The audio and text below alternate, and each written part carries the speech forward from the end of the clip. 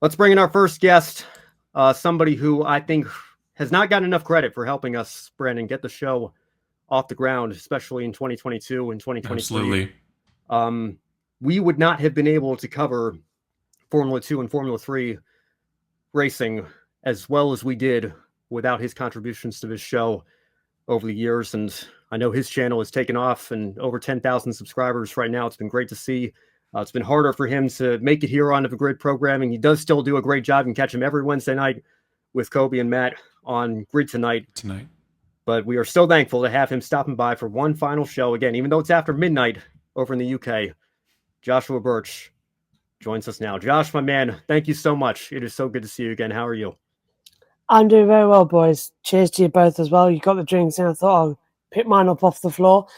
Well, here we go. One more. I hate that you're both leaving hosting the show. I know you're going to be hopefully both back as pundits throughout, similar to how I've been doing with the Grid live shows, apart from the Tonight show, obviously, with Kobe and Matt. But yeah, what a journey, what an inspiration. And I must admit, this year, as you know, we've on Grid Motorsports started covering the Xfinity and the trucks. Certainly, I've stepped into the Xfinity role as lead commentator a couple of times, filling in for Matthew Owens, and I couldn't have done that if I wasn't for working with you both over the last couple of years on Xfinity with the Encore show and being able to learn about all the access there and all the drivers and all the history. So as much as I've learned from the Cup Series with the boys on the Grid Live show, the Encore has helped me massively prepare for Xfinity, which of course now becomes the O'Reilly Auto Parts series, and of course with the trucks as well. And my channel, as you said, Ben, has taken off, but NASCAR's our number one at the moment, and it's pretty much down to you two helping this Brit understand NASCAR. So cheers. Well, cheers right back out to you, Joshua. You helped us, as Ben said, not only with F2 and F3, but you brought Moto2 and Moto3 to the table each and every Monday. And I mean, you were still with us here on this show at this same hour for UK time. So like, don't act like this is a special thing. Like you did this week after week with us for an extended amount of time. And I really, like he said, help us get this portion of the Grid Network off the ground.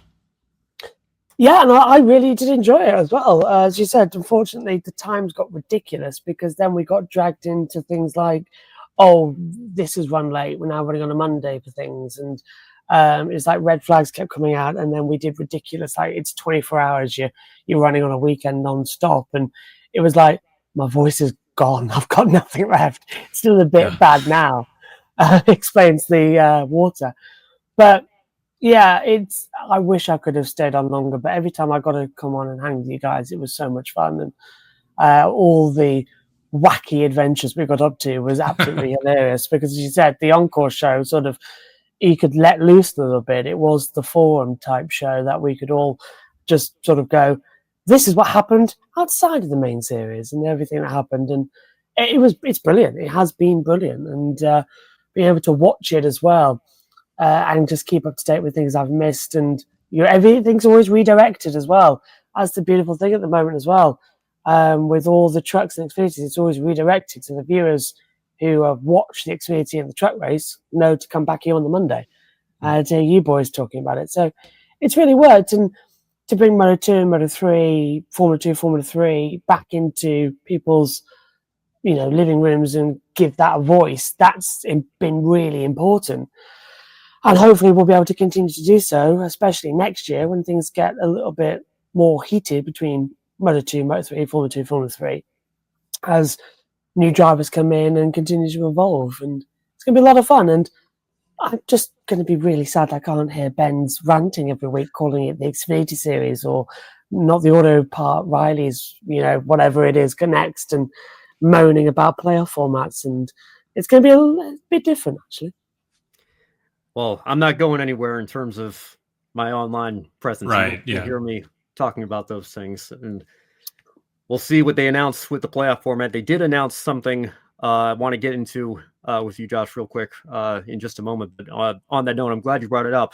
Just real quick here, because we do have a packed show and a lot of guests we want to get to tonight. But How do you think Colton Herta will do in Formula 2 next year? Obviously, he's got a lot more open wheel racing experience than a lot of his drivers he'll be competing against. He's also going to be 26 years old. That's ancient by F2 standards, but not a lot of experience with the Pirelli rubber, not a ton of experience on the tracks he'll be going to for the first time. What do you think the expectations should be for him? He does only need to finish, I think, top 8, if that, with FP1s he might be able to run to be super license eligible. But you'd like to think in order to impress Cadillac, he probably needs to be a little bit higher than that even. You know those big water parks and all the big slides that go right down into the deep end and like 20 stories up? He's going down that with a surfboard and there's no water at the bottom of the pool. He is in for a rough time. Well, he is Californian. Yeah, so he knows how to surf. He's got that going for him. But he's really going to struggle. And I don't mean that as in like, oh, an American coming over and playing with our European toys. No, he's going to have to learn a new car that everybody's struggling with the Mechachrome engine. He's going to have to learn new tracks he's never raced on. Climate is different as well in terms of you're going to be racing at tracks like Spa, where 1 minute it's hot as anything, and the next minute it could be snowing and raining. He's going to be racing in Australia that he's never done before as well. There's so much to throw at him. It's sink or swim. So in many respects, I think the one thing he's got going for him, it is a spec series. It's a Dallara chassis, the same as what he's running in IndyCar. So it's not going to be too dissimilar to how the car would feel. They've got his seat on format, so he's going to be comfortable already. That's a positive, because Dallara do all the seat fitting as well for both series. The Pirelli rubber is going to be a big change. We all know that's going to take like a 2-3 events for him to get used to. Finding the degradation points, how to heat them up without tire blankets is something he's already learned how to do. So he'll have the advantage there. But I would say Colton in Formula 2, it would be 4 or 5 race weekends in until we start seeing podiums and maybe towards the end of the season a win. I see him, though, taking a big risk doing this. But hands down, he wants to get to Formula 1. He wants to do it. And F2 is the way in. But I would have stayed in IndyCar. Indy 500, Formula 1. It's like, I know where my bread would be bad. I'd do IndyCar. Yeah, I know a lot of folks that would agree with you on that, of giving up your seat in the Indianapolis 500 over an F2 career, which may result in a Formula 1 seat, which is so hard to get for all the regulars there anyway. So yeah, we've talked about that a few weeks ago. It's a big tough hill to climb, way more than Liam Lawson ever saw. Just big hill. The one person you should talk to actually is Alexander Rossi, because he's done F2 and F1 and then gone to Indy. So I would not be surprised if he's not been talking to Rossi. Yeah. And, and I think it is, you say it is a big risk, and I don't want to minimize that. It is, a big risk for him at this point in his career. But, I mentioned he's going to be 26. Elio won the 500 at 46 and is still competing in his late 40s, early 50s here. I think if it just doesn't work out for Colton and he ends up losing 2 or 3 years of his career here, I would imagine that there might be a pathway in for him to come back to IndyCar. But I think that's the biggest surprise out of all of this, is that he is doing this without an Indianapolis 500 win and without a championship. If this were, say, and again, Joseph Newgarden's a little bit older at this point, but Newgarden has both of those things, that would maybe be a little bit more understandable. It's like, you've conquered this peak, now here's the next challenge. But he's doing that, still having yet to attain those things over in IndyCar. It's going to be interesting to see how that all plays out. And he's had a really tough couple of seasons as well, which none of this makes sense as to why he wants to go, right, let's just try F2 now. It's such a weird switched mentality. But of course, he does race with Andretti. Andretti's still very heavily involved in this Cadillac entry in Formula 1. It is basically just Andretti without the name. And as soon as Cadillac got their foot in the door, it's going to become Andretti. We all know it. It's just, as soon as they're in, then that name change will come. So, I see why. But still, why not go for Jack Crawford? It's just such a weird one. And I still don't agree with Cadillac's decision to have Sergio Perez and Valtteri Bottas. I don't, because Valtteri had a season in that Sauber, which is exactly the same Sauber as what it is this year. They haven't done that many upgrades, and Hülkenberg and Bottas have flown, and Bottas has not had a single point. And to me, that goes, is he really still there? And with Perez too, I think he's too old. So yeah, I don't know. It's skeptical for me, boys, about it all. But I think Herta, yeah, as I said, 4 meetings until he gets podiums. Later on in the season, he'll get a win. And I'll tell you what, he'll win at... let's see where the calendar takes it. Monza. He'll win at Monza. All right, we'll wait and see if that prediction comes true. I like the lineup. I don't think it's a long-term lineup, but I think for year one, it gives guys that have won multiple Grand Prix over the years and gives them some short-term stability, short-term experience to help get off the ground. But yeah, long-term, you would imagine maybe Colton Herta's in the plans. Maybe Jack Crawford. Who knows? I don't see the Aston Martin seats opening up anytime soon, unfortunately. Perhaps you could say. But Josh, before we play the montage, which I know you've seen before, we're going to play it one final time here as we close out the show tonight. And for viewers that haven't seen it yet, but I do want to, I couldn't let you get out of here without getting your thoughts one more time. There was some news that was kind of lost in championship weekend. NASCAR loosening the restrictions. Cup Series drivers will now be allowed to enter up to 10 O'Reilly Auto Parts Series and Craftsman Truck Series races in 2026. What are your thoughts on that? What's your reaction to that news? We can get cancelled, right? That is the we can it's like Stephen Colbert anyway. Who cares? Yeah. So we let can it all out. Let it all out. Yeah, right, good. Stephen Colbert, nothing left to lose. What a load of rubbish.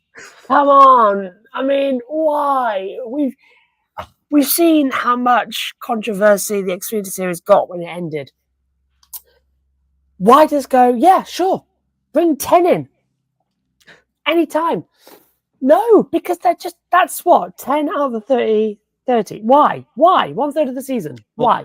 And I'll tell you what else that does, because I'm getting caught up on people's streams and listen to Brock Beard's post. I mean, Brock's a trooper, man. It was like 11 o'clock local time in Phoenix, 2 p.m. over here, or 2 a.m. I should say, over here on the East Coast. So I didn't catch a stream. I just went back and listened to it this afternoon. But he's obviously very anti-Buschwhacker as well. But saying that a lot of times the people who are for that will say, well, it's 10 races here, but it's not that many. It's still the minority of the schedule, not too many races that you have to worry about. But his point was, maybe Kyle Busch does 10 races, and then maybe Joey Logano does another 10 races, and then Kyle Larson does another 10 races, and then Noah Gragson does another 10 races, and you can just pick whatever Cup drivers you like, and they spread it all out.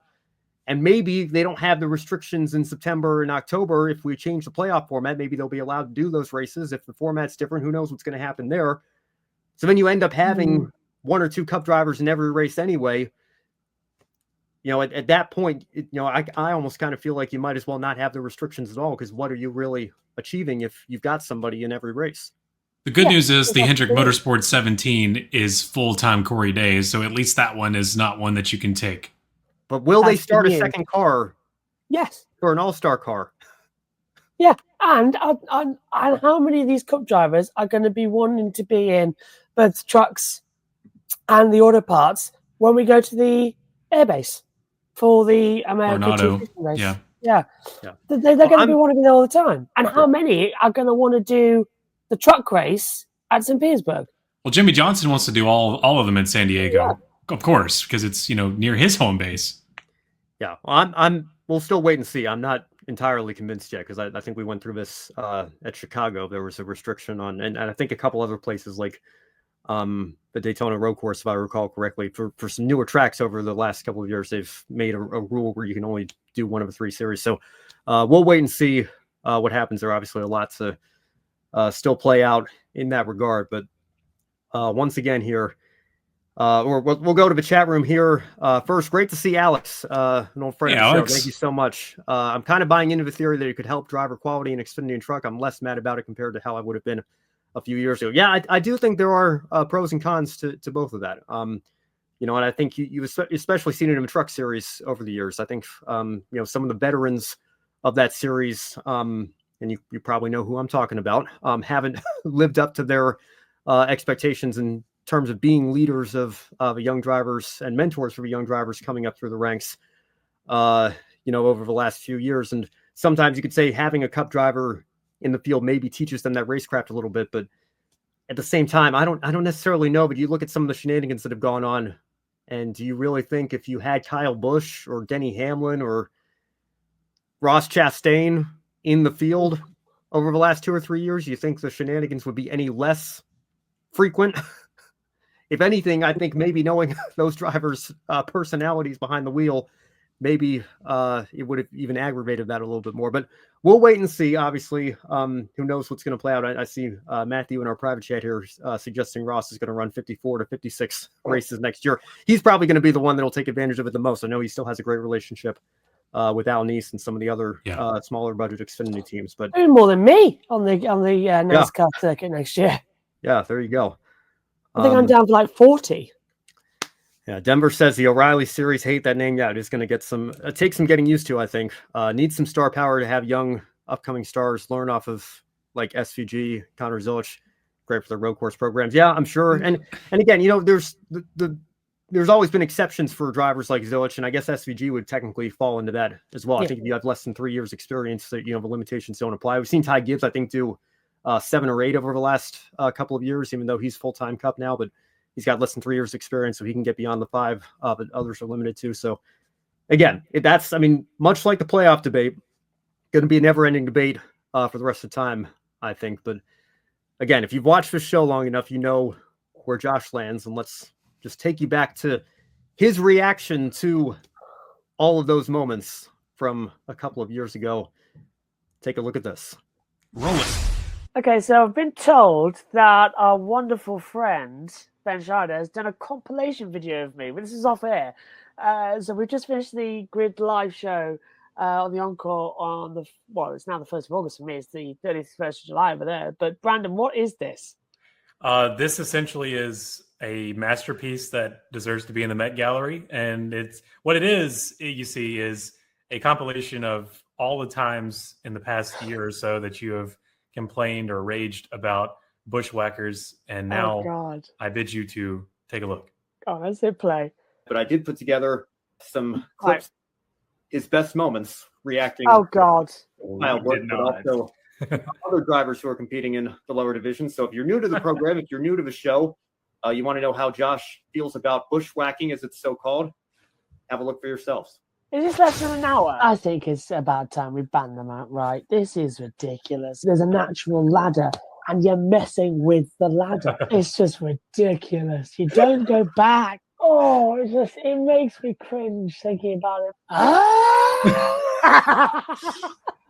It keeps happening. Next, we'll go Arca. I'm waiting for the weekend where somebody tries all 4 races just to spite me, because it's ridiculous. Is that Busch again? Yes, it is. He didn't take the win, but he was in the race. He did take 4th. So he's going for a triple crown this weekend, or weekend sweep. Wasn't there for that one. I'm not the mic off the lead. Getting Xfinity or, of course, the Cup race. And I think Josh is just going to walk up and sit here. Yeah, what are we now? 3 races in, I guess? I wasn't there for that either. So, I don't even remember what that was about. Yeah, I don't know. You're looking over the pond. Josh friend is doing right here with the. What are you doing, Josh? Oh, nothing. I'm just going to board the next flight to America. Where's the next race, by the way, so I can just go and scout out exactly how to stop people, getting into NASCAR. Yes, I was just snipers. Yeah, he's hiding all the talent, Kyle Busch and Ross Chastain are both expected to be in that truck race. I am deeply shocked. I cannot believe that this keeps happening. I keep asking, please do not do this. I have asked for the past 2 years, why do we have Cup Series drivers going to the leagues that they don't need to be in? I love it. Right. That's me right Different that's man. tonight. Same problems. Stop it right now it right as now. well. And hopefully one day they'll listen to me. Ben, this has been the greatest saga to witness, and I'm glad I've been here for the majority of it. It's just been really fun to see one man have so much trouble over bushwhacking. And, we all feel the same way too. But I think Grid Network is really lucky to have a character like Josh Burch, who is not afraid to just be himself. And we see that almost weekly here on Grid Network, and we're all the better for it. That was great. I'm glad you kept that from me. I'm glad that was a surprise because I really enjoyed it. Well, I'll tell you, I literally, what on earth was that? Oh my god, that's just a confirmation of how crazy I am as well. I'm probably going to get sectioned now because of all that. That'll be shown to one person as well. Oh my god! I'll tell you what, I've had a confirmation made. I can retire happy now. I've had a best of moments as well. Oh, that is amazing. Well, Brandon, that was fun watching it. Thank you very much for telling me about it. And Ben, that was brilliant. I can't stop. That was brilliant. Right. Yeah. Like the whole binocular thing, it felt like it came straight out of like Monty Python or something. It was the leather gloves as well. You look like a British general or something looking over. Like, oh, what's going on over there? I am the very model of a modern major general. Never gets old. And if we were recording ourselves now, it'd be a reaction of the reaction of the reaction. there you go. Which, Meta. Very meta. Isn't it? Oh, hey, Mike. Yes. Hey, Michael. Well, Michael. I saw it and I thought, well, I wonder if I can find it in time. And I managed to. So there you are. It feels like it's the last day. So, yeah. Yeah. Yeah, Josh, we You did hear about the downsizing, right? It's a virtual background. Yeah, we've lost the budget. All right, let's catch up on the chat here real quick before we let Josh go. Alex adding, in reality, it's probably just sponsors. Yeah, and again, there's the economic part of that as well. Wanting Cup guys and teams begging NASCAR of a lawsuit likely helps the teams get a few more things right now. Yeah, still, of course, a lot to play out this offseason. There'll be no shortage of news coming out of that. Adam enjoying the compilation there. And look who's here. Look who else is here. Our friend Casey Campbell. What? Casey, thank you so much. Hey, for man. stopping by. Good to see you again. Matthew Owens as well. You all look so young, man. It's only been 2 years. It's not that long Have you ago. aged that much over the last. Get out of town. Although I must admit, Ben, you've lost a lot of weight. You look great, mate. You look fantastic. Whereas me, I've put the pounds on, so I need to get in the gym. You look great, mate.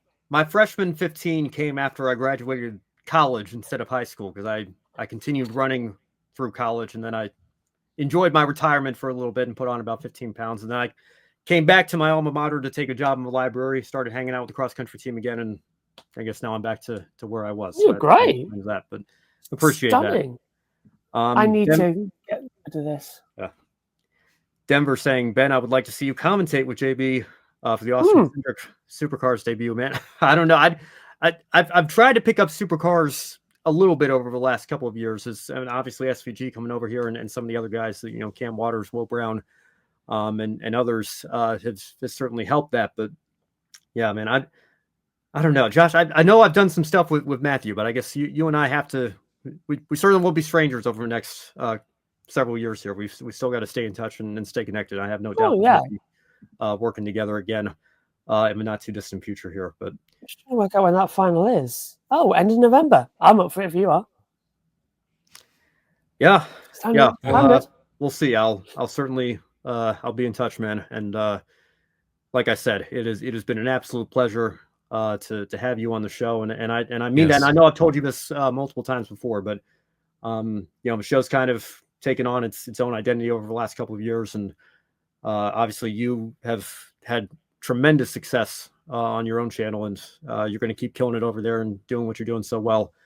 But this show would not have been as successful at the start as it was if you had not been a part of that. So we are forever grateful for your insight and your coverage and your hot takes on Xfinity trucks and ARCA and the Cup drivers that partake in those events, and we are certainly going to miss that as the show comes to an end here. But we are so grateful for your contributions to the Encore show and wish you nothing but the best in the future.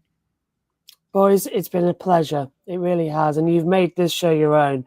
And it is absolutely a pleasure to tune in and watch week in, week out. I know we're going to work together in the future. I know you're not disappearing, but fantastic on the show. Fantastic working with you on the show. And I think it's only fitting that I leave by taking the mic off and dropping it. See you around, guys. Thanks, mate. All right. Thank you, Josh. And we will be in touch soon.